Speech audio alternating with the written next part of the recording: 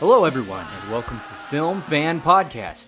I'm your host, Caleb Fortenberry, a.k.a. the 12th man in an Aggies game. And I'm his co-host, Colby Duncan, a.k.a. his co-host. Keep in mind while listening, we are not professional film critics, nor do we pretend to be. We're just some normal guys doing reviews of movies. All right, we got a great show for you guys. Coming up, we have Movie of the Week, Top 3, WeView Previews, and Cinema Trivia. Be warned, the podcast you're about to hear has spoilers.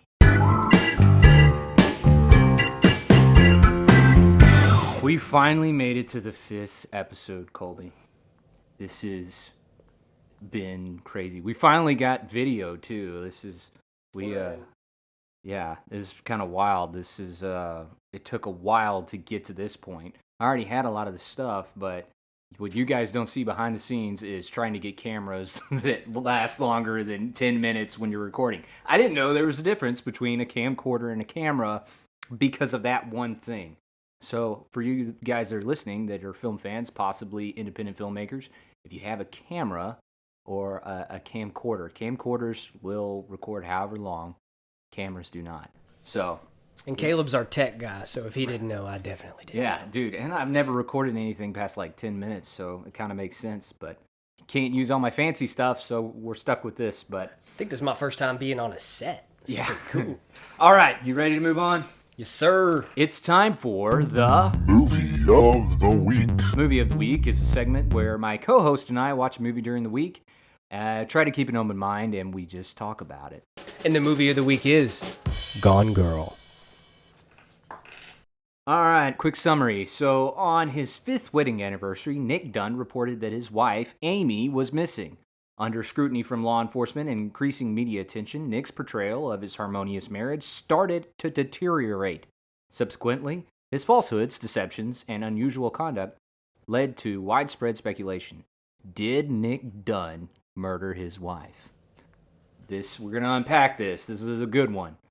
All right, it was released in 2014. It's rated PG-13 for some intense sequences of violent action and some sensuality in language.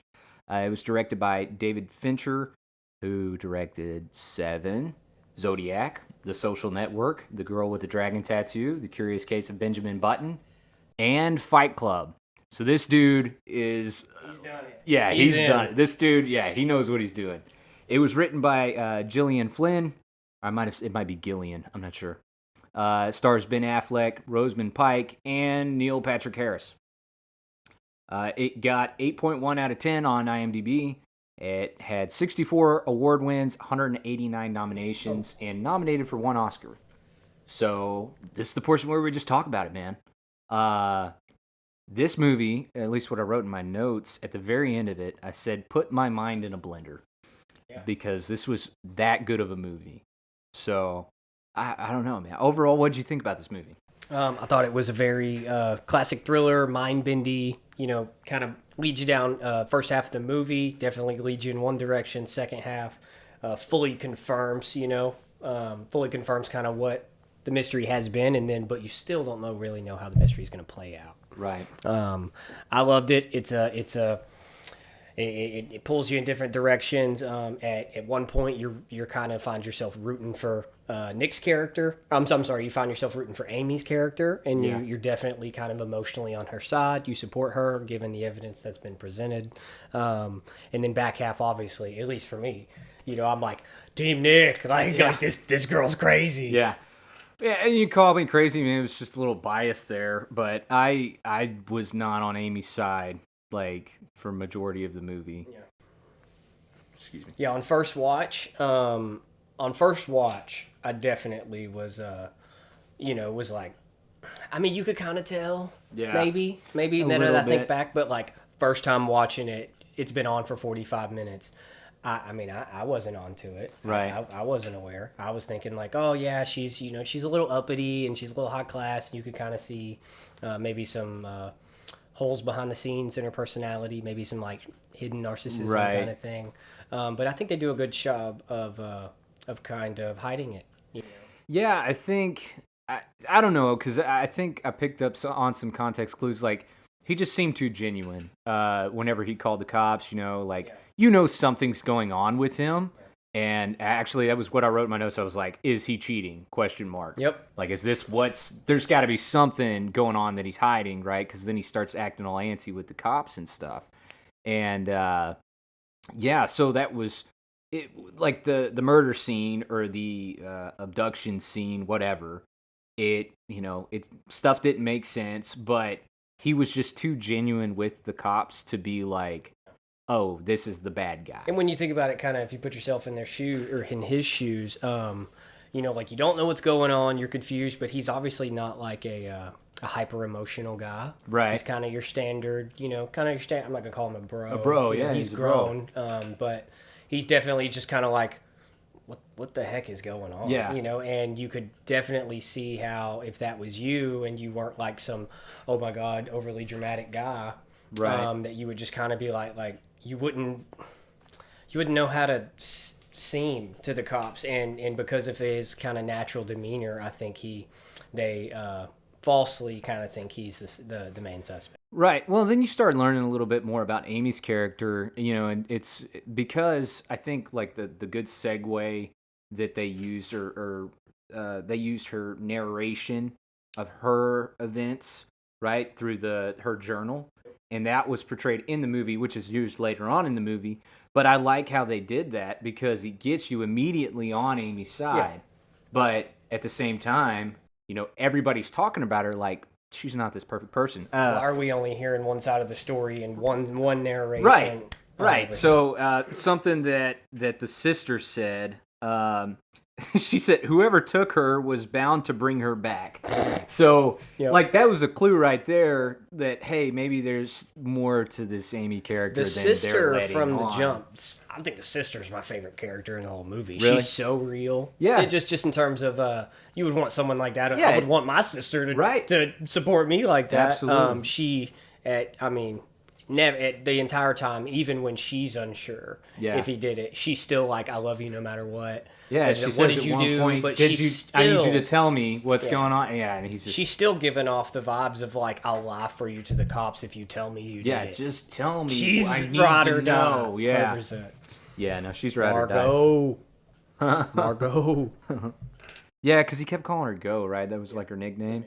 That took me a second to catch on. I was like, why does he keep calling her? And from the first scene in the bar, she's like, something up, like you feel, they give us too much intricate Amy details from the jump, and then of course they were going to kind of pull the rug. Right. But I do like that they pulled the rug from you, because it's making you conflicted as a viewer as to what's going on. On first watch, I was truly stunned. Yeah. And you're like, oh, when they instantly show Rosamund Pike's character in the car, when she's like, when she's like fully, her narration starts going into like the more confession, style, where she's like, yep, and she's driving, she's got the patch on her arm, and she fully kind of takes you through how she did it. I love that, she was so smart and really did a good job of trying, but she did him wrong, man. Like, obviously, cheating was messed up or whatever. She knew about it, that it was going on, but for him to get the death sentence, the death penalty over that, kind of crazy. So, and the fact that she was cool with it, like she was just told, she's like, he deserves it, And that alone fully represents how crazy she is. However, do you remember, she still had plans to kill herself, to make sure, like when she's talking about how she was going to kind of drown herself. In the thing, and it kind of shows her body all beaten up and tattered, like falling into the lake or whatever. Like her, and you remember on the calendar where she's got the notes of like what days to do certain actions. I should have paused. She had kill self ? On like multiple months, on like multiple pages, and then she eventually pulls it off when she's got to change her plan and pivot a little bit. Oh, so she was actually planning on committing suicide? To for sure kill herself to assure that. They found her body, and that's, triple next level of psychotic, crazy, revengeful. That takes, so that you just kind of took me back. I remember when I was watching it through and I was taking notes, I was like, what are the sticky notes? Does the color, I think I even wrote down, does the color coding mean anything? There's got to be a little bit more to it that I just, you don't have long enough to read it, but obviously you did, so good job on that, finding that one, because it was just kill self ? And you're like, and then it does. I think multiple times it kind of shows the scene. Yeah. Where obviously it's a projection or whatever, but she's like falling into the water, Right. kind of thing. So she really was willing because she was going to kind of lead the cops on this treasure hunt, like the anniversary present thing. Yeah. And she used the treasure hunts as kind of at the end when things were going sour. It references how she kind of uses the treasure hunt to kind of mock him and kind of like take him through, like, see how bad a job you're doing. You can't even do the questions that you should know about me, and kind of like making fun of him, talk. Yeah, like she thinks she's smarter than she actually is. And I love that she got had in Missouri, just like She got owned by some rednecks. Yeah, just by some rednecks. Absolutely. Man, there was the guy that was the dude that took her money. He's off a bunch of stuff. I've seen him before. I couldn't tell you his name. I can't either, but I know he was on the new Indiana Jones. Yeah, he was like one of the Nazi guys, the neo-Nazi type dudes. He was on Deadpool, the first one. I think he was Francis. Correct me if I'm wrong. I think that's correct. That's what's his face? I think that's him. I forget his name on the Deadpool thing. Yeah, but it was just a small role for him. Yeah. He was on I guess this is before Deadpool, so he might have. Yeah, so he's in a bunch of stuff, but he was in the Hatfields and McCoys. I know he was in that, like he lost his eye or whatever in that one. I never actually saw that. I've heard it's great. You need to watch that. Yeah. Anyways, back to the movie. Sorry. What was your favorite scene? I'll tell you right now, I didn't have a favorite scene. Okay. I thought they were all great. So. I thought this one was tough. Yeah, it's not like there wasn't like a big visually.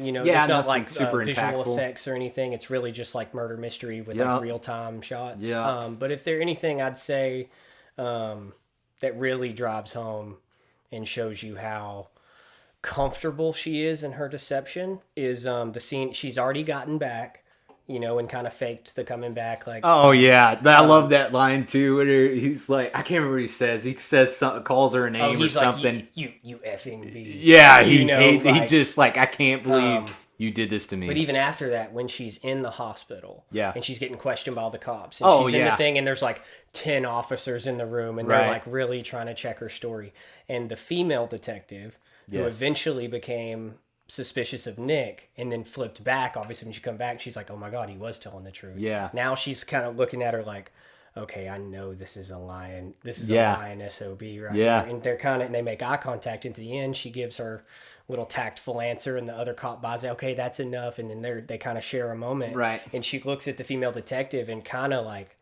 confesses with her eyes, but no one else in the room knows. Is like, yeah, you see what I'm doing. Isn't it convenient that and they like, didn't have? Oh no.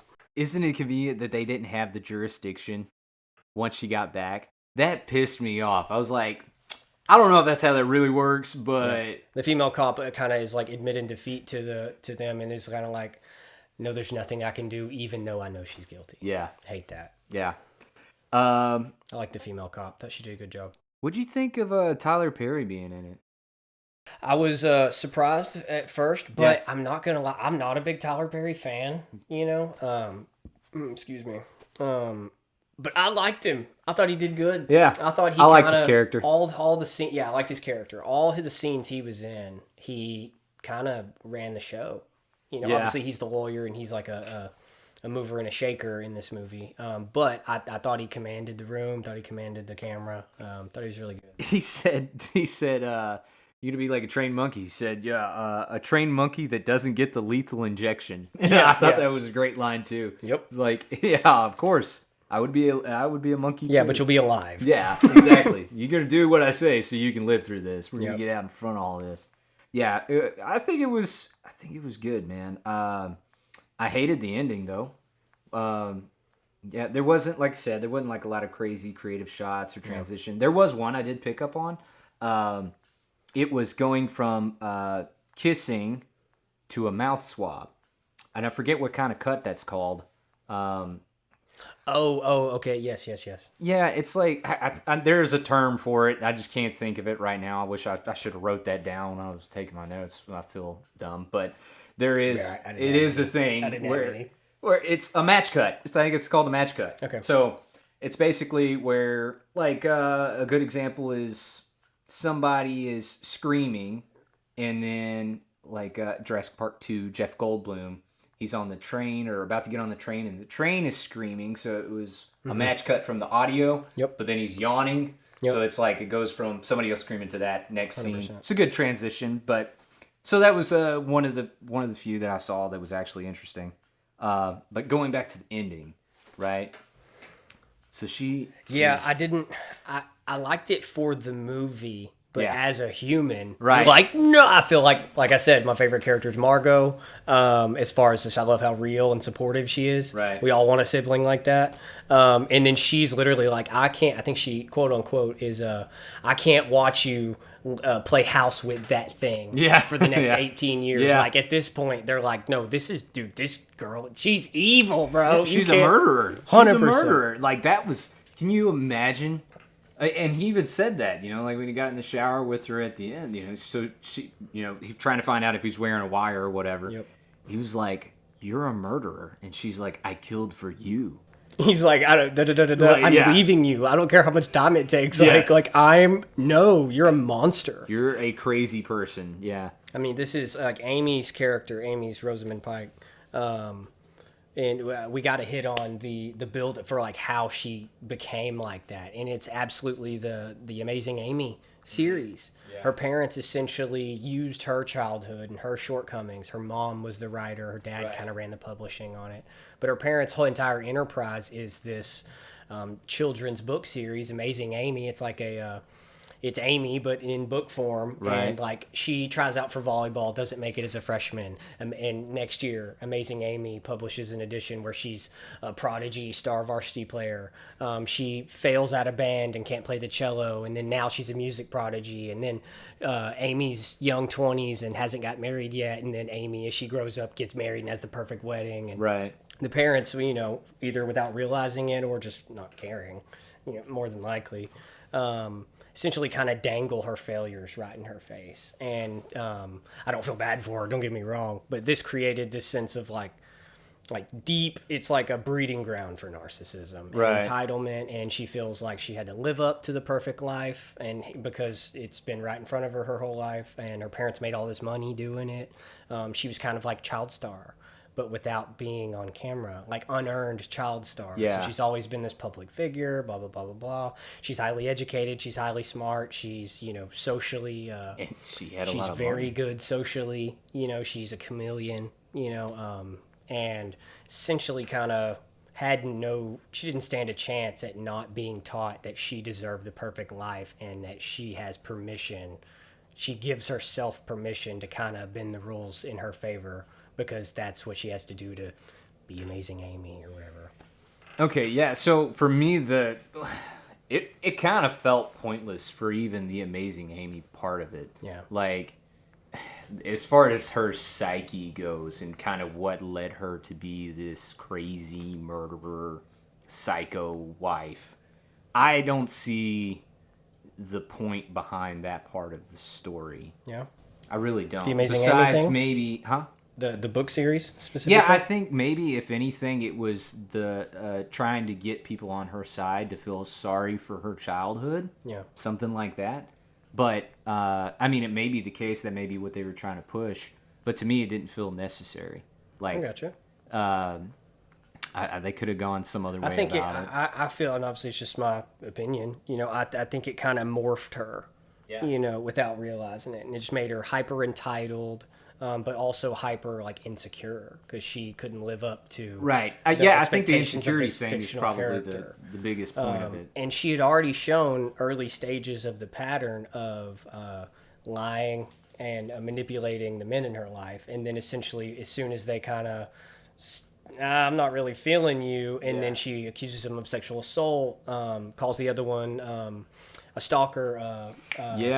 Barney. I was going to say, what's his face? From Neil How I Met Patrick Your Harris or Mother. whatever. Neil Patrick Harris's character essentially writes him off as like crazy stalker, obsessive, mental institution, when it kind of turns out that he is like hopelessly in love with her. Yeah. The whole mental institution thing, I don't think that was real. I don't know. And then he wouldn't talk to Ben Affleck's character about it, so we don't ever find out what was true about him. You know, too often in movies, you don't really see that side of, like, the female character or female bad guy in that respect. It's always, typically, it's the guys. And so maybe, I don't know, this is like one of the few movies I've seen where the female is truly the evil person in a relationship. And it took a lot of, courage for the author who wrote the book. Yeah. You know, I think she caught a lot of criticism for that, for kind of being like, yes, this character is comfortably evil, wielding the social protections that women kind of, That makes the perfect bad guy. Yeah. 100%. You know? She's perfectly like, oh, you don't like me, or you get onto me, you raped me. Yeah, you did something crazy, frame it and make it seem believable. Yeah. And she's really good at it, too. She's really good at spinning it up, obviously. Yeah. Yeah, man. For me, the ending was just like, I hated it for him. I hated how. So the other thing I got confused on, like, I know he went to, he was trapped, but how he said, I remember him saying, I didn't touch you. I haven't even, like, got near you. And by the end of it, he's getting aggressive with her. Keeps hitting her, hit her against He gets her that one time. Yeah. But that's at the end. But still, it's like, how did she get pregnant? I know he went to the bank, the sperm bank or whatever, and they were planning on having a baby. Did she? Is that where she got it from? So he got the notice. They got the notice in the mail of like, hey, if you don't pay your subscription to keep it here, we're gonna get rid of it, right? And then he showed it to her, and then he found it in the trash. And he never thought about it again and thought, oh, we just didn't pay it, they're going to destroy it. Right. She secretly went and got it. Oh, okay. So I kind of figured that's what it was, but I don't know if it was like just sleepy or what. I didn't catch the end of that. I didn't catch it on my first watch. Yeah. I was trying to figure that out. I was like, that has to be what it was, but whatever wording didn't translate to me to get that's how it happened. What do you think they could have done, like, to change the movie? If you could change anything about it, what would it be? Kind of what you're saying. I wish we could have seen. I didn't want Nick to physically hurt her or anything like that. By all means, but I did want Nick to kind of get his somehow, like get her in trouble. I wanted her to get in trouble. Like, she's crazy, she's psychotic, she's more or less, this like completely feels no guilt about framing people for like horrible things. Yeah. And obviously willing to kill someone someone who was madly in love with her. Technically that was an innocent guy. Right. Yeah, he was. And she just poor guy. Yeah. Yeah, man. Poor guy. Yeah, it took me a minute too. Like, the first time I watched it, I remember whenever she puts the wine on her shirt and runs to the corner and stuff, and she's just like, she's methodical. Like, in my head I was thinking, I didn't get why she did that the first time, but it was basically so that she could show the cops, oh, hey, I've been getting, physically assaulted this entire time I was there. Dips her thing in the wine. So yes, that's like what that scene. And then remember, when she first gets there, it's like one of the first times that he walks in when she's like messing with the cameras. Yes. She's like, to me, it looked like she was trying to learn how the camera system worked so she could efficiently employ. Yeah, and she trapped herself in that. That's the whole reason he got murdered. Otherwise, she probably would have stayed there. Yep. Yeah, because she was like, you see her face whenever he says, oh, we got the whole camera system, you're super safe. She's like, what did I walk into? Yeah. So she that's a great point, because the entire thing with him was not in the original plan.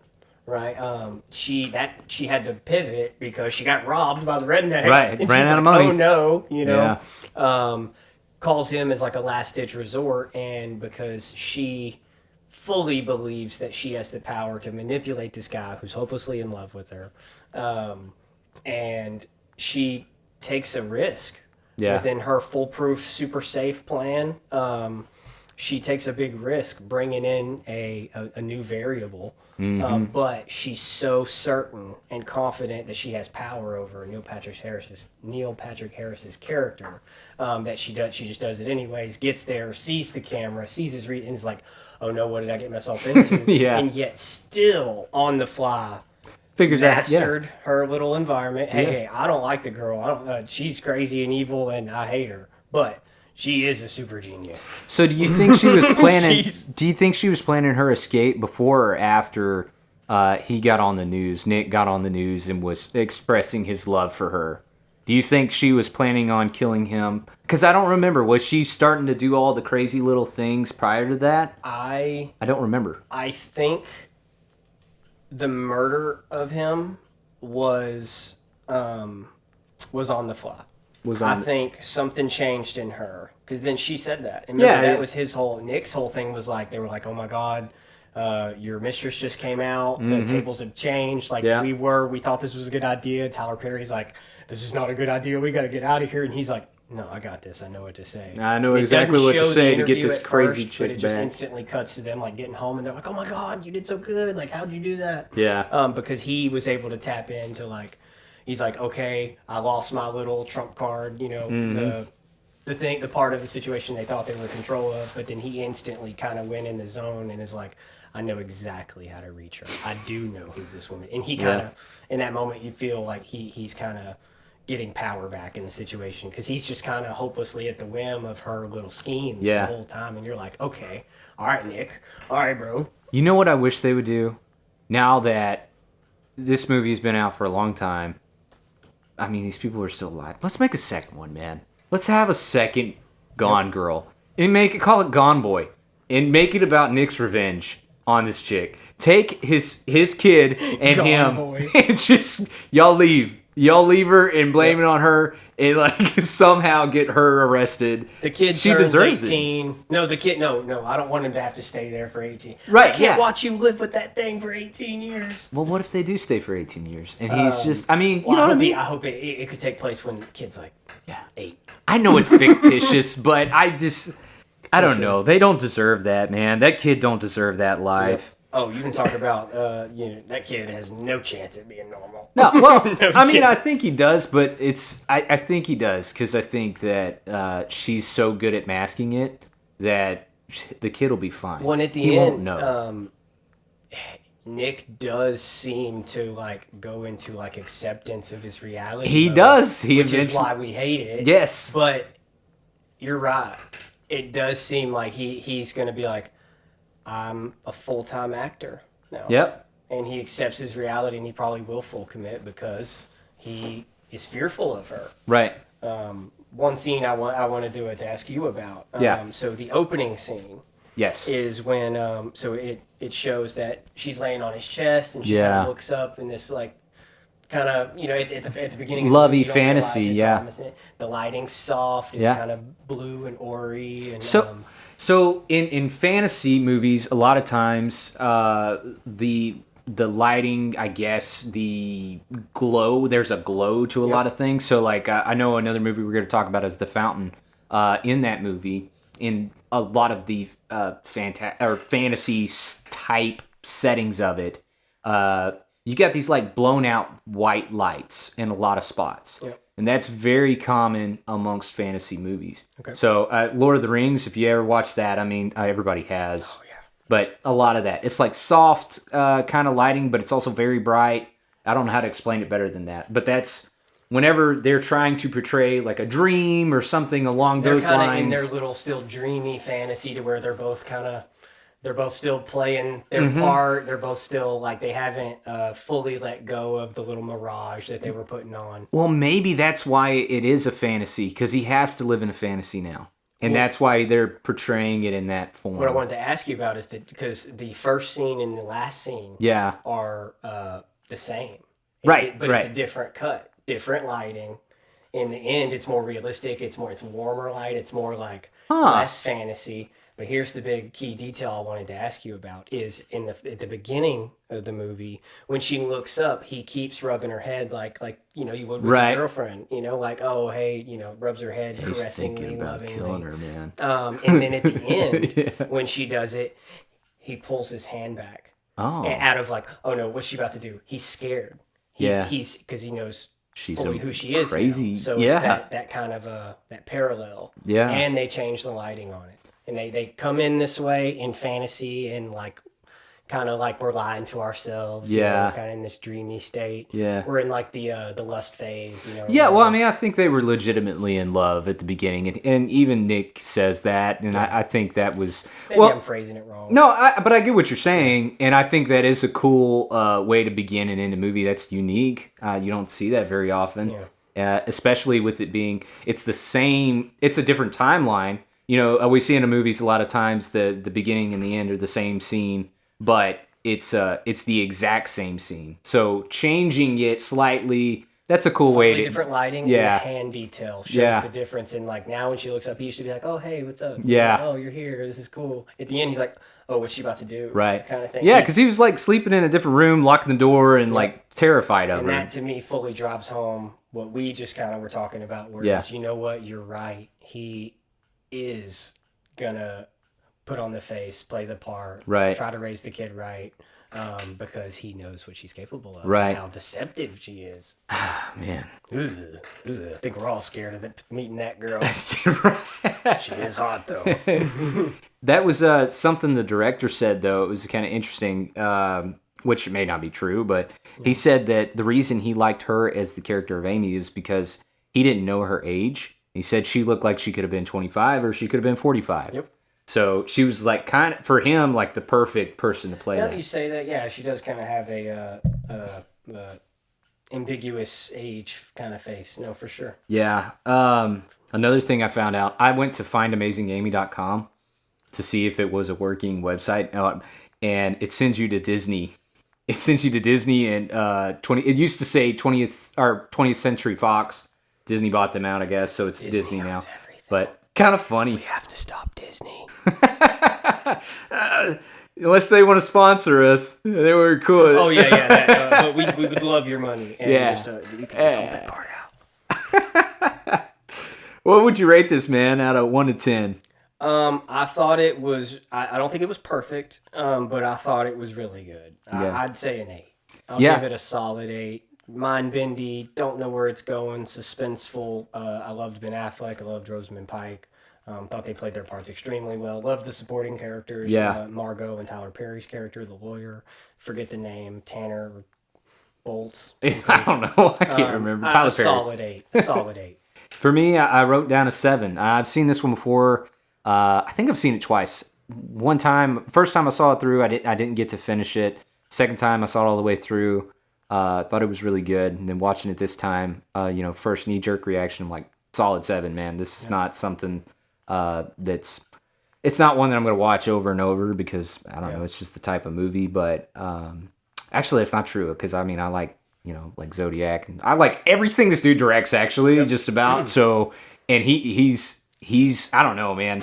I can't wait to see whatever he makes next, but yeah, solid 7 for me. Y'all will see a running theme here. You got, hey boy, directors, filmmakers, y'all got to grind to get a 9 or a 10 out of this guy. It's hard. He's a tough judge.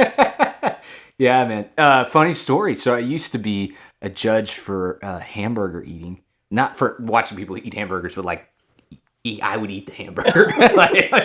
And then judge it. And I was always the judge that was like, nah, it's a 3. It's all right. Texture's generous. okay. I'm generous. That's good though, man. That's good. All right. We got to move on. It's time for The Top 3. This is a piece where we choose the top 3 of some category and order them accordingly, with number 1 being the best. The category for this episode is crime movies. Ooh. Yeah. Ooh. Crime movies. If you need me to start, I can start with my number 3. Let's see what you got. Because I've got a long list that is a little too long. I've got like 7 that I wrote down because it's so hard, man. There's so many good ones. Let's see what you got. Okay. My number 3 is Gone Baby Gone. Is that Casey Affleck? That's Casey Affleck. There you go. Yeah. So, and I believe it was directed by Ben Affleck.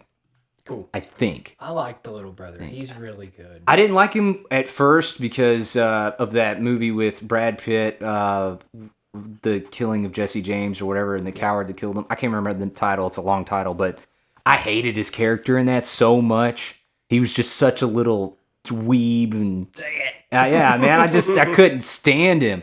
And then watching it the second time and third time, I started hating Brad Pitt's character and started liking him. Okay. Yeah, because it was like that movie, dude. That's a good. We need to do that one On the docket. It's on the docket. That's a good one. Okay, so yeah, that's my number 3. It's it's definitely one of those that's you got to have some time like ironed out to actually watch the movie. So, but I mean, it's a crime movie, I think. So for me, I went with Little Miss Sunshine. Little Miss Sunshine is a crime movie?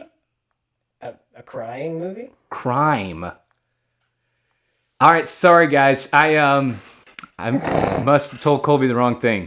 So I didn't cry at the Jesse James movie. Okay. It's a crime movie. Okay. I think I may have mentioned this one before, but I know off the head I love Seven. So Seven, I right? talked Yeah, about it yeah. before, but Seven's right in that vein. I Yeah, love dude, that. investigations and stuff like that. Seven Deadly Sins, Brad Pitt, Morgan Freeman in their prime. Right. What's in the box? What's in the box? What's in the box? All right, what about you? What's your number 2? My number 2 is gonna be Prisoners. That's got Hugh Jackman in it and Jake Gyllenhaal. I can never remember the other guy's name. It's not the bad guy. He's actually a victim, but everybody thinks he's the bad guy the whole movie. But he's on the There Will Be Blood. He's you know who I'm talking about? Can't remember his name. Daniel Day-Lewis? No, not Daniel Day-Lewis. That's yeah. I'll have to find it. The Man? We'll have to do a whole episode on that guy because he's been in so much stuff. He was even on Cowboys versus Aliens. He was the son, Harrison Ford's son in that movie. I can't remember how he's got such a. Isn't that Daniel Craig? No, Daniel Craig's in that movie, but it's the son of Harrison no. Ford. That's what I'm saying. Crumbling. This guy is in so much stuff, but very forgettable name for whatever reason. Okay. But he's a good actor. He's got a baby face, and he looks like a little kid, and he's like older than us.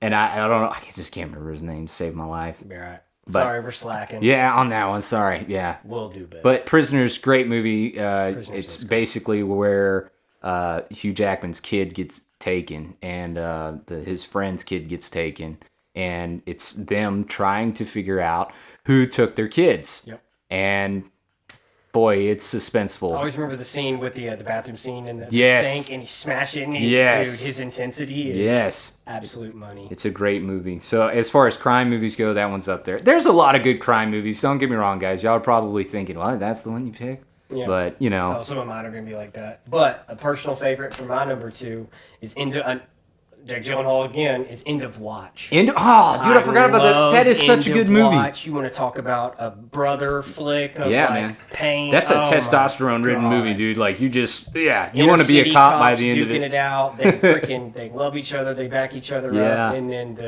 the kind of where it leads you to think, where you think, what is his co-star? Pena?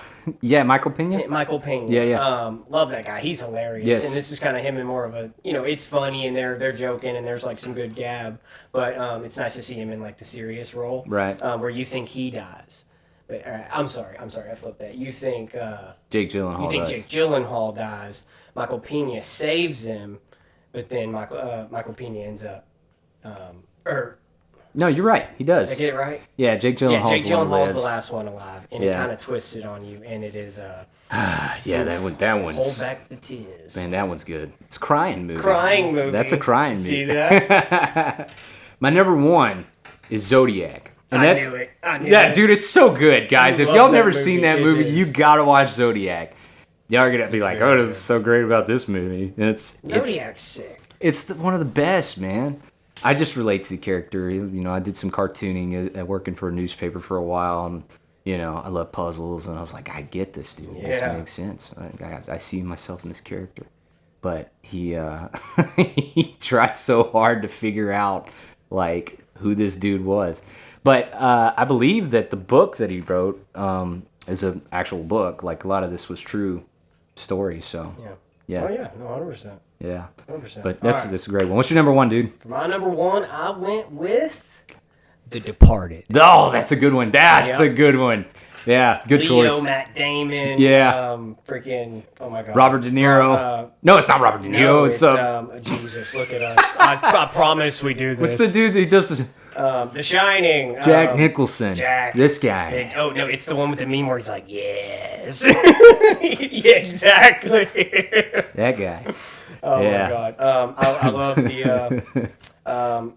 I just love it. I love the plot. I hate to see Leo get shot in the face like that. well, that You was- don't get to see Leo die a lot. That- You're like, oh, no. That was like cinematic history, man. How they just like destroyed the main character at the end. It was awesome.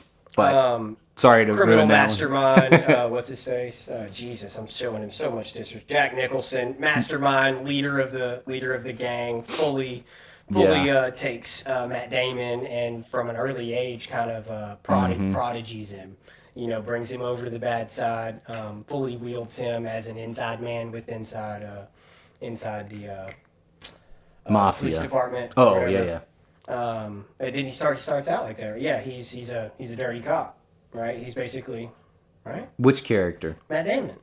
Matt Damon's character is dirty the whole time. And then Leo is obviously a plant. just a by good the dude, department yeah. who's a mole in the mafia. Right. And unfortunately pays for it by getting shot in the face. Yeah.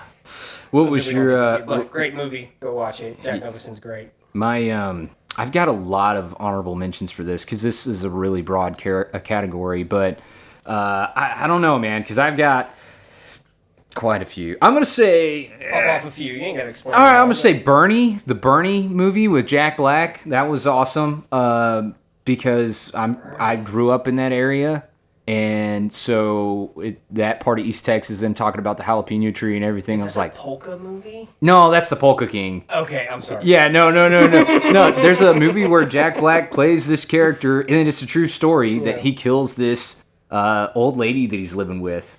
That's just very mean, and he's like a very sweet-hearted man, and he's just like he's the choir director at his church and everything, and he just one day loses it at the very end of the movie and kills her. Yeah. So that's one. Minority Report with Tom Cruise. Yep. And that's a Spielberg one. It's one of my favorites. I thought it was real cool. That's what the crime system, the crime. Yeah, prediction. so it's sci-fi, but it's also a crime movie. 100%. Killers of the Flower Moon. That one came out recently.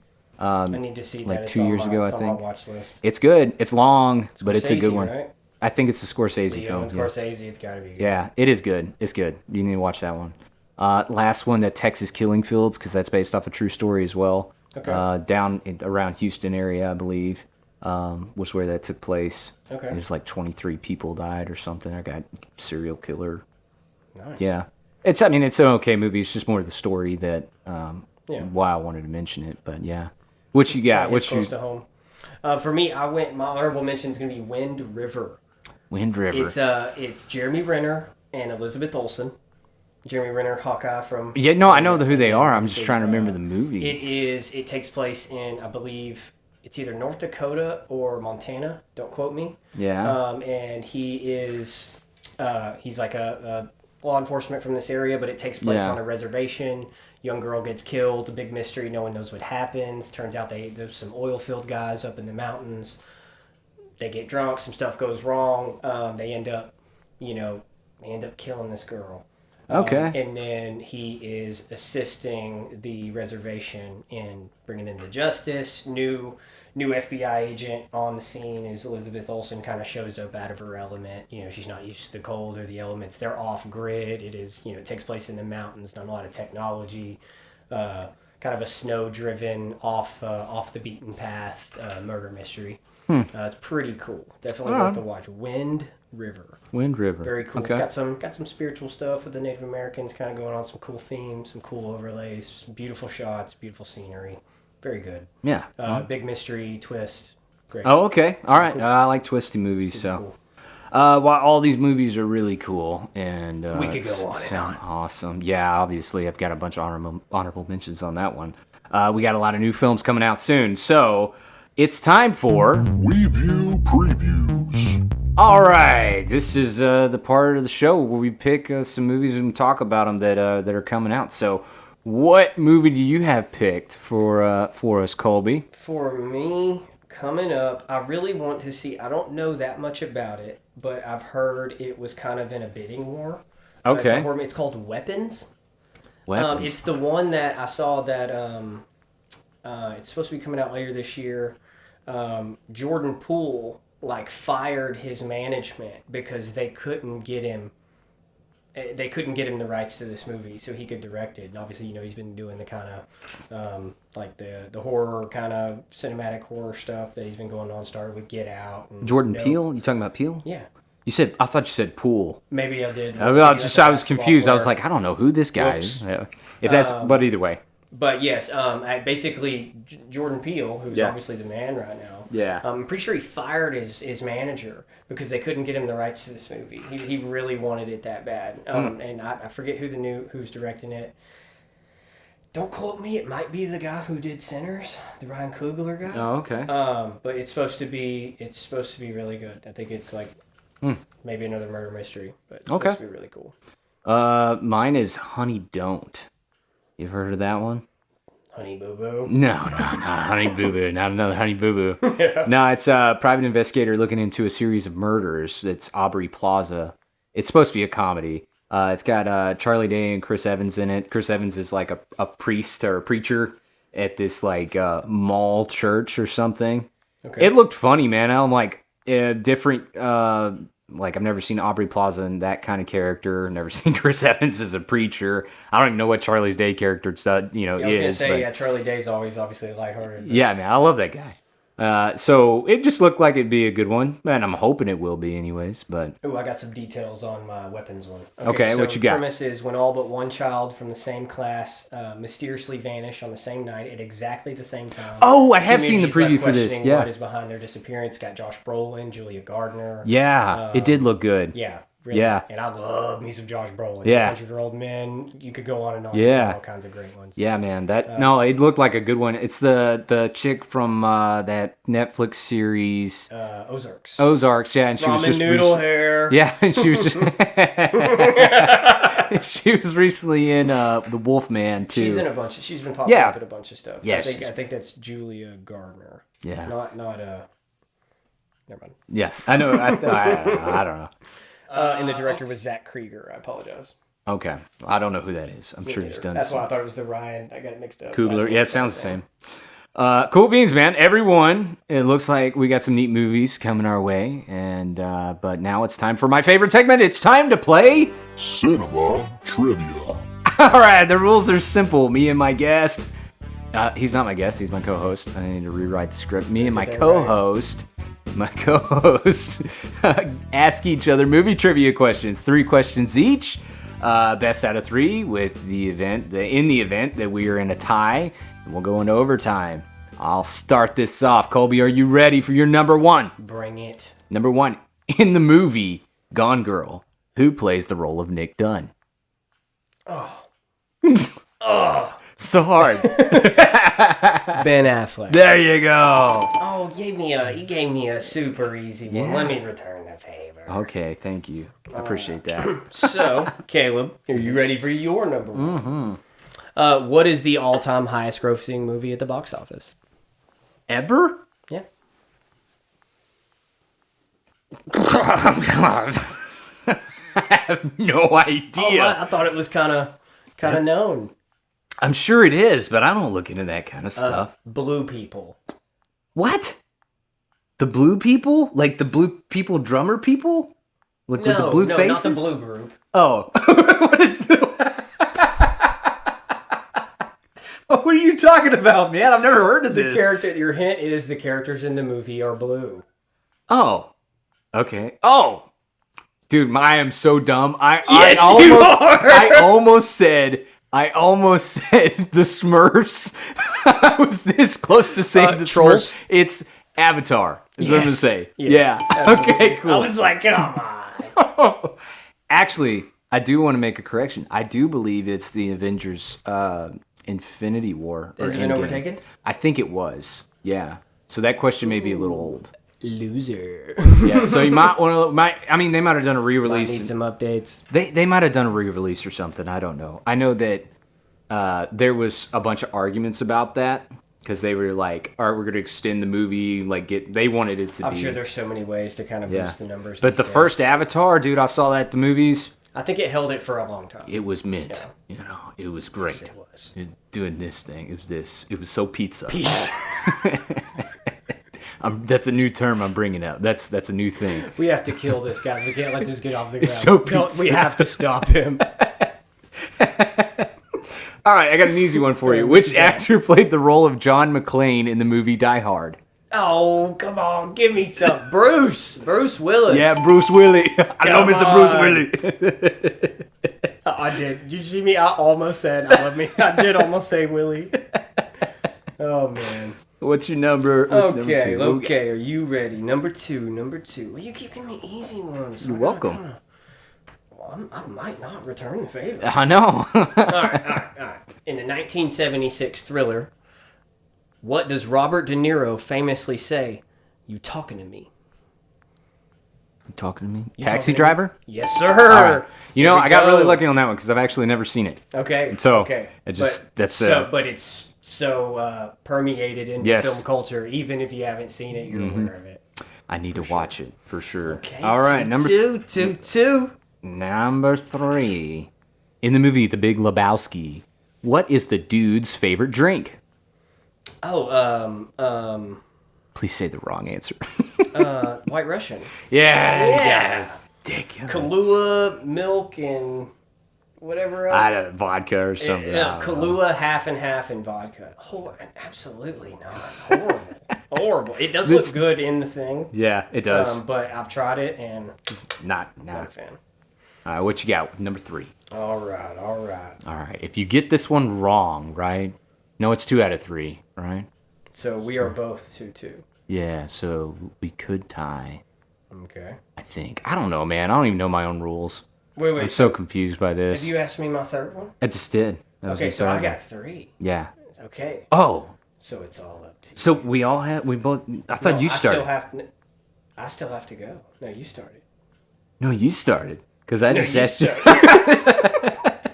I don't remember. Okay. Whatever the next question is. Here we go. Okay. What is the name of the pirate whose treasure the kids are after in The Goonies? One-Eyed Willie, man. Boom! My boy! Nice. Yeah. Oh, no. So dorky. I promise we know each other.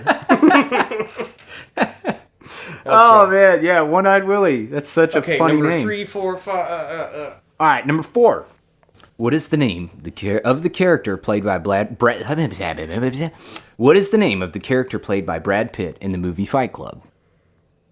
Tyler Durden. That's correct. Okay, all right. I guess I got to get this one. Let's go. What we got? What's the number 4 for me? Nervous, fingers crossed. What's in the box? in 7. It was Brad Pitt's wife's head. Not Brad Pitt, but his character's wife's head. Yeah. Yes. Yes. All right. It is Gwyneth Paltrow's beautiful head. So that's we're tied again. All right. This portion of Cinema Trivia is for all the listeners, viewers, spectators, and film fanatics and movie buffs. Oh, I read that weird. I'm going to play a short clip from a film, and you have to figure out what it is. This will be a part of the podcast from now until the show ends, so I'm going to play this clip. Listen closely and see if you know what movie it's from. Oh my God, you look like the 4th of July. It makes me want a hot dog real bad. All right. If you think you know what it is, leave a comment stating the title.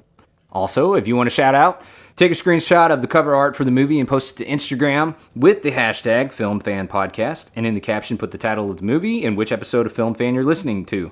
If you do this, I will try my best to give you a shout out on the next episode.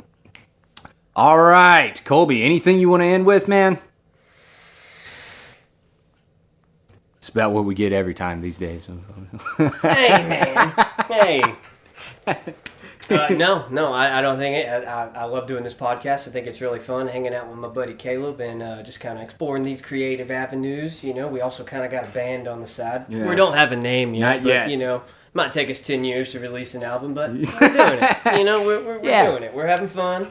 if you got a band name, put a comment so we know Please, what you we think are would open be. to suggestions. Yeah.